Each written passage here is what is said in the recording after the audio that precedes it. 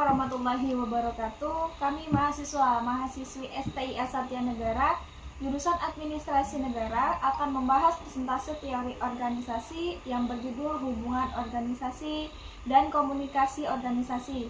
Sebelum kami membahas presentase, di sini saya akan memperkenalkan diri. Nama saya Anissa Miftahul-Janah. Di sebelah kanan saya ada Mbak Dewi. Di sebelah Mbak Dewi ada Andre Cahya Albaru.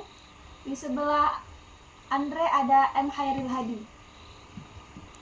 Baiklah, kami akan mempresentasikan teori organisasi yang pertama, yaitu hubungan organisasi, yang akan dibacakan oleh M. Hairil Hadi. Pengertian hubungan dalam organisasi. Hubungan dalam organisasi dapat berupa komunikasi yang baik antara pemimpin dan karyawan. Dan komunikasi merupakan bagian yang vital dan pekerjaan manajerial yang paling penting. Para manajer harus bisa menyampaikan visi serta tujuannya yang menyangkut organisasi agar organisasi berjalan baik sesuai dengan tujuan. 2. Manfaat hubungan dalam organisasi. Salah satu manfaat yang bisa didapat dari sebuah organisasi adalah membentuk mental individu yang berani dalam mengungkapkan pendapat di depan umum, bertukar pikiran, kerjasama dalam sebuah tim untuk dapat tercapai tujuan dari organisasi tersebut. Dan adapun manfaat yang didapat dari sebuah organisasi adalah melatih leadership, memperluas relasi dan pergaulan, pembelajaran kerja yang sesungguhnya. 3. Hubungan organisasi dengan lingkungan. Hubungan antar lingkungan dan organisasi sangat erat, sebab lingkungan adalah awal dari terbentuknya organisasi. Lingkungan di mana kita tinggal merupakan penjabaran dari suatu organisasi. Berikutnya akan dilanjutkan oleh Andre Cahya Albaru. 4. Hubungan karyawan dan perusahaan. Hubungan yang tidak serasi dapat menurunkan semangat kerja. Oleh karena itu, lingkungan kerja sangat berpengaruh terhadap pelaksanaan pekerjaan yang dilakukan, maka setiap perusahaan harus mempersiapkan berbagai faktor yang mempengaruhi sehingga mempunyai pengaruh dan perhatian dalam lingkungan kerja. 5. Hubungan individu dengan pekerjaan. Kecocokan individu dengan pekerjaan, person job fit, adalah sejauh mana kontribusi-kontribusi yang diberikan oleh seorang individu sesuai dengan intensif yang ditawarkan oleh organisasi. Kecocokan individu dengan pekerjaan dalam hubungan yang penting dalam organisasi manapun.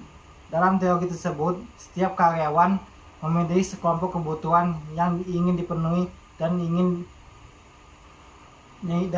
menentukan perilaku lingkungan.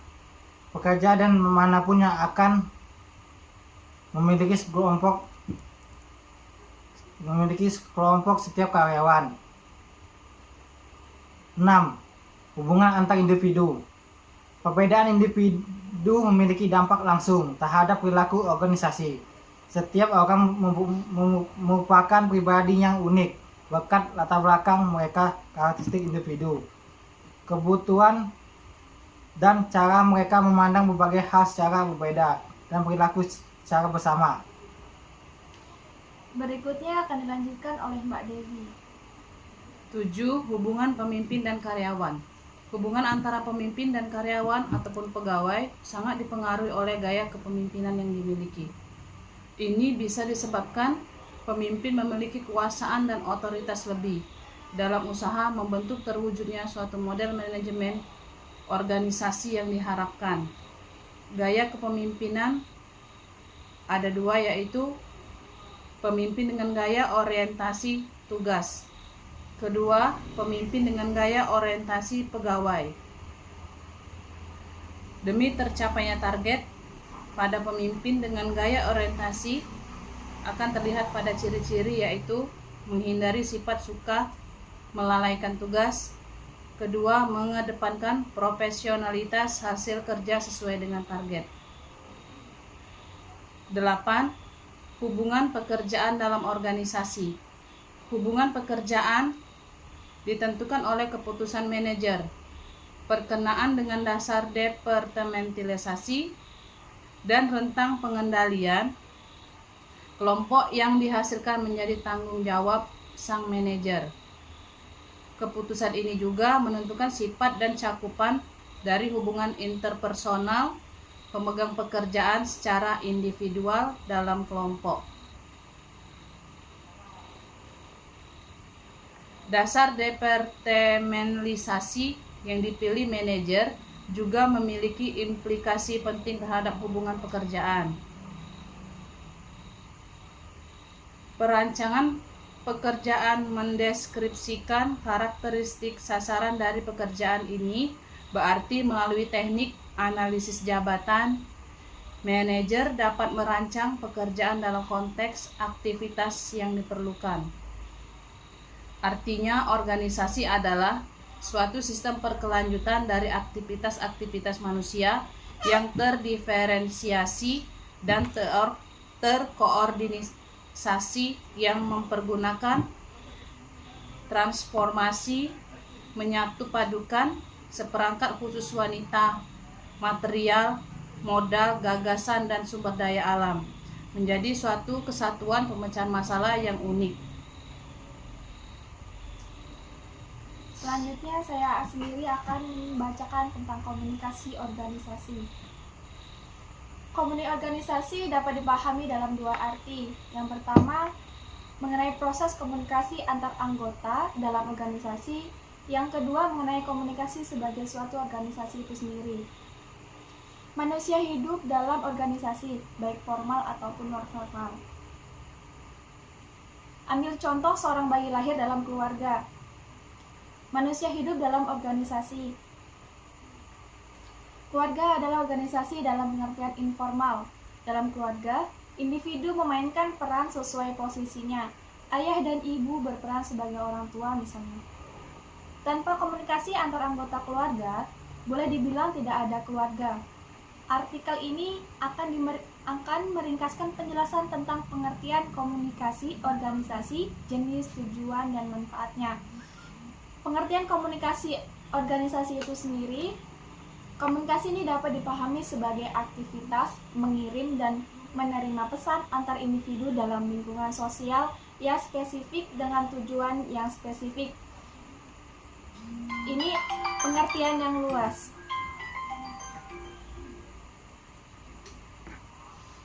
Pengertian komunikasi ini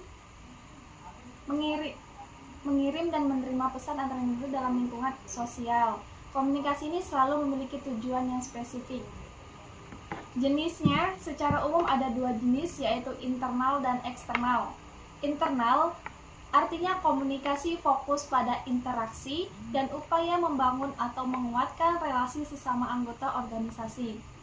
Misalnya, bagaimana kolega dalam suatu organisasi menyatukan visi untuk mengubah kebijakan organisasi. Hal itu perlu komunikasi bahkan yang intens dan serius. Sedangkan eksternal artinya komunikasi yang dibangun, fokus pada aktor atau pihak lain di luar organisasi. Misalnya, bagaimana divisi marketing suatu organisasi mencari sponsor untuk event yang akan diselenggarai. Tujuan komunikasi organisasi sebagaimana bisa kita pahami bahwa organisasi memerlukan individu yang dapat memberi atau mengikuti instruksi, perintah, dan aturan. Jadi, bukan sekedar bertukar pesan, tetapi tujuan umumnya adalah bagaimana interaksi antar anggota membuat organisasi tetap hidup. Beberapa poin lebih detail mengenai tujuan yang bisa disebut. Pertama, menyelesaikan tugas-tugas individual dalam organisasi. Yang kedua, mempertanggungjawabkan tugas organisasi. Yang ketiga, melakukan perubahan organisasi melalui inovasi dan keputusan kreatif. Yang keempat, memastikan organisasi tetap berjalan sebagaimana mestinya melalui pembuatan kebijakan, pelaksanaan pemerintah, dan interaksi yang berkelanjutan. Yang kelima, mengembangkan kultur organisasi berupa pola perilaku antar anggota, nilai-nilai dan tujuan yang menjadi karakteristik organisasi dan anggotanya. Dalam beberapa tujuan tersebut, kita bisa deteksi pentingnya komunikasi tidak hanya untuk memastikan jalannya organisasi, tetapi juga hidupnya organisasi. Organisasi bisa kolapse. Dalam satunya ketika komunikasi antar anggota menemui kegagalan. Sebagai contoh, kamu adalah atasan yang memerlukan pencatatan jadwal meeting rutin supaya tidak terlewatkan. Namun, tidak ada bawahan yang mau mencatat. Jadwal yang tidak ketat membuat meeting dibiokot karena atasan dianggap tidak pernah serius. Akhirnya organisasi bubar. Untuk itulah komunikasi perlu dan pemahaman maksud pesan yang disampaikan sangat krusial. Manfaat organisasi komunikasi. Beberapa manfaat yang bisa kita ketahui berkaitan dengan tujuan yang sudah kita bahas, antaranya 1. Memperkuat solidaritas organisasi. Dengan demikian organisasi tidak hanya eksis namun juga menjadi berada. Artinya hubungan erat terjalin anggota entah formal ataupun informal tergantung organisasinya. 2. Mencapai tujuan organisasi. Organisasi memiliki tujuan. Tujuan itu mustahil tercapai tanpa penyampaian dan penerimaan pesan. Anggota organisasi perlu menginternalisasi tujuan organisasi. Yang ketiga, mencapai tujuan organisasi. Organisasi memiliki tujuan. Tujuan itu mustahil tercapai tanpa penyampaian dan penerimaan pesan. Yang keempat, menjadi ruang sosial individu. Individu membutuhkan interaksi. Organisasi tidak hanya menentukan peran sosial yang dimainkan oleh anggota dalam organisasi, melainkan juga ruang sosial di mana individu merasakan kehadiran dirinya melalui hubungan kolegial, pertemanan, kekeluargaan, dan tentunya profesional.